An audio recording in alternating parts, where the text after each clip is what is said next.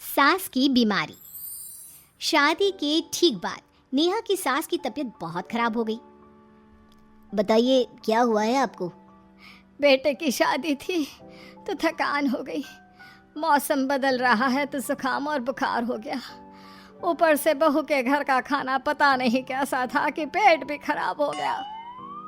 खाना तो बहुत बढ़िया था डॉक्टर साहब, सारे रिश्तेदार तारीफ कर रहे थे। रोहित की माँ इतनी कमजोर है कि जरा से में बीमार पड़ जाती है। डॉक्टर साहब आप सारी जांच करके देखिए, मुझे ऐसी क्या बीमारी है कि मेरी तबीयत ठीक ही नहीं रहती। फिलहाल तो ज्यादा कुछ नहीं है, पहले आपके जुकाम बुखार और पेट का इलाज कर लेते हैं, फिर बाकी के टेस्ट करवा लेंगे। अभी आप ये दवाइयाँ ले आइए। पिताजी मैं डॉक्टर साहब को छोड़कर और दवाइयाँ लेकर आता हूँ। माँ जी तो बीमार थी, इसलिए नेहा ने किचन संभाल लिया। माँ जी अब आपकी तबीयत कैसी है? पहले से ठीक है। आप बैठिए, मैं खाना लगाती हूँ। तेरे बाबूजी और रोहित ने खाना खा लिया? रोहित तो टिफिन लेकर ऑफिस गए हैं माँ, और बाबूजी ने खाना खा लिया है। आप शुरू कीजिए। यह क्या, खाने में इतना तेल इतने मसाले? अरे अभी अभी तो तबीयत ठीक हुई है मेरी, तुम क्या मुझे वापस बीमार करना चाहती हो? नहीं माँ जी, ऐसा नहीं है। क्या हुआ? देखो ये बहू ने कैसा खाना बनाया है। खाना तो बहुत ही स्वादिष्ट था। अरे मैं ये खाना खाऊंगी तो बीमार हो जाऊंगी ना। ओह हाँ, बहू को अभी पता नहीं ना तुम्हारे बारे में, रोहित समझा देगा उसे। देख बहू, अच्छे से समझ लेना कि इस घर में कैसा खाना बनता है।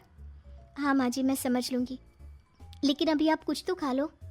ये खाना खा लूंगी तो कल का खाना खाने के लिए बचूंगी भी नहीं। सास की बातें सुनकर नेहा उदास हो गई। उसने रोहित के घर आते ही उससे माँ जी के खाने के बारे में पूछा। आज माँ जी ने मुझे खाने के लिए बहुत बुरा भला कहा। माँ को मसालेदार और तेल घी वाला खाना सूट नहीं करता, वो बीमार पड़ जाती हैं। ऐसी क्या बीमारी है माँ जी को? पता नहीं, आज तक कई डॉक्टरों को दिखाया, कितने टेस्ट करवाए, लेकिन कोई बीमारी पकड़ में ही नहीं आई। नेहा को कुछ समझ में तो नहीं आया, लेकिन उसने अपनी सास के हिसाब का खाना बनाना सीख लिया। माँ जी आज तो खाना ठीक है ना? खाना तो ठीक है, लेकिन ये मुआ रेडियो क्यों चल रहा है इतनी तेज आवाज में? वो माँ जी मैं अकेले काम करते करते बोर हो रही थी ना, तो टाइम पास करने के लिए चला दिया। तेरा इस टाइम पास के चक्कर में मेरा सर दर्द से फटने लगा है। तेज आवाज से मुझे माइग्रेन हो जाता है। सॉरी माँ जी, मुझे पता नहीं था। तो मैं जब तक सब पता चलेगा तब तक मैं तो भगवान के पास ही पहुंच जाऊंगी। नहीं नहीं, ऐसा मत कहिए ना माँ जी। अब मैं कहीं भूख से ही ना मर जाऊं। खाना मेरे कमरे में रख दो। बेचारी नेहा, उस दिन उसे बहुत दुख हुआ। नेहा तुम रो क्यों रही हो? आज माँ जी ने मुझे बहुत बुरा भला कहा, मैं तो सिर्फ रेडियो सुन रही थी। ओहो, तुम माँ की बातों का बुरा मत मानो, उन्हें तेज आवाज से सर दर्द होने लगता है, दर्द की वजह से बोल दिया होगा कुछ। लेकिन मुझे तो ये सब पता ही नहीं था ना, इसलिए बाबूजी ने मुझे पहले ही फोन करके सब कुछ बता दिया, और मैं तुम्हारे लिए ये हेडफोन लाया हूँ। अब तुम अपने गाने भी सुन सकती हो और माँ को परेशानी भी नहीं होगी। ये सिर्फ एक बात का हाल है, लेकिन माँ को तो हर चीज से परेशानी है। अब क्या कर सकते हैं, माँ बीमार ही इतनी रहती है। लेकिन माँ को ऐसी कौन सी बीमारी है? तुम्हें बताया तो था, किसी भी डॉक्टर को माँ की बीमारी समझ में नहीं आ रही। अब तुम भी ये सब सोचना छोड़ दो, ये हेडफोन लो और अपने पसंद के गाने सुनो। रोहित के गिफ्ट से नेहा की एक परेशानी तो दूर हो गई, लेकिन उसके मन में कई सवाल खड़े हो गए। आज मैं देर से उठाऊं या तुम जल्दी उठ गई? वो माँ जी को कल रात भर सर दर्द हुआ ना, तो जल्दी उठकर उनकी जगह मैंने पूजा कर दी। अरे वाह, अच्छा अच्छा, हे भगवान ये किसकी करामत है? ये तो माँ जी की आवाज है। चलो चल के देखते हैं।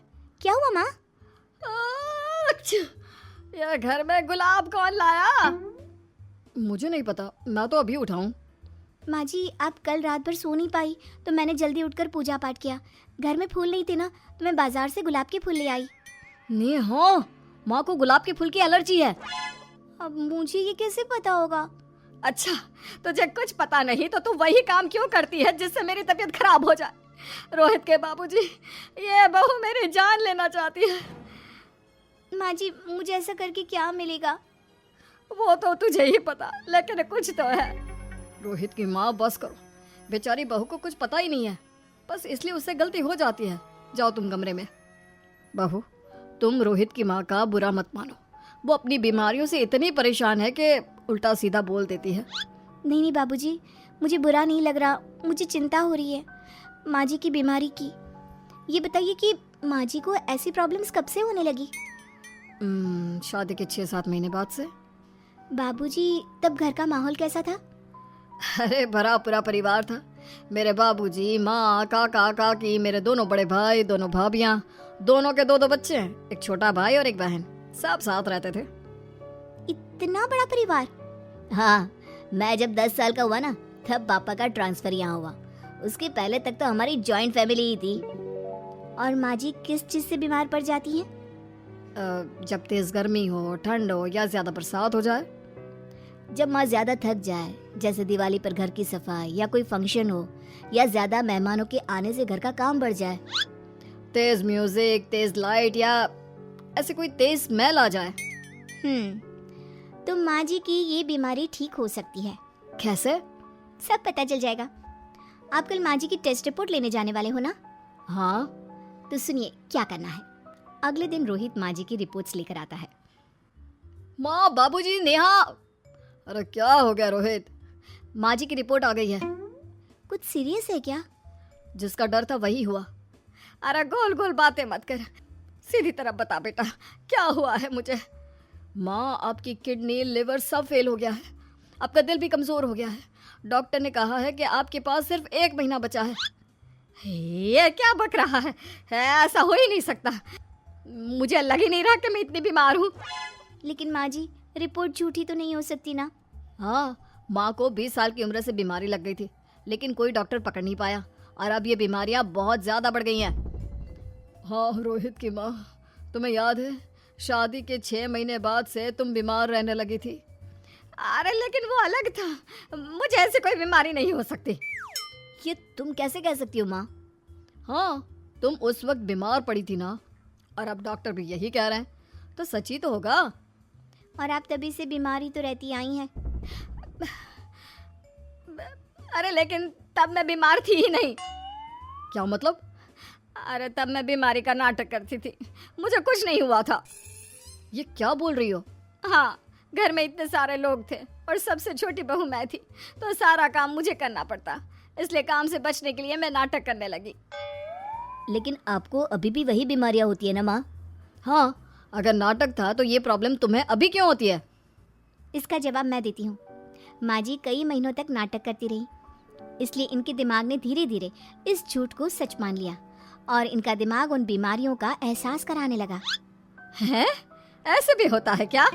हाँ माँ जी, इसे प्लेसिबो इफेक्ट कहते हैं। जब आप बात बात पर बीमार पड़ने लगी तो मैंने अपने मामा से बात की, जो एक साइकोलॉजिस्ट है। उन्होंने बताया मुझे। तो ये रिपोर्ट्स? मैंने झूठी रिपोर्ट बनवाई थी नेहा के कहने पर, ताकि आप सच बताएं। यानी मुझे कुछ नहीं हुआ? नहीं माँ जी, और आपकी इस प्रॉब्लम का भी सोल्यूशन है। हम किसी अच्छे साइकोलॉजिस्ट को दिखाएंगे और आप जल्द ही ठीक हो जाएंगी। वाह बहू, मैंने तुझे इतना भला बुरा कहा और तूने मेरी जिंदगी भर की तकलीफें दूर कर दी। थैंक यू और सॉरी बहू। अरे मुझे भी तो सॉरी कहो, पूरी जिंदगी तुम्हारी सेवा की है, वो भी झूठ मूठ की बीमारी के लिए। हाँ हाँ, आप भी माफ कर दो मुझे, बस सॉरी। तो इस तरह नेहा ने अपनी सास की बीमारी पकड़ भी ली और ठीक भी कर दी।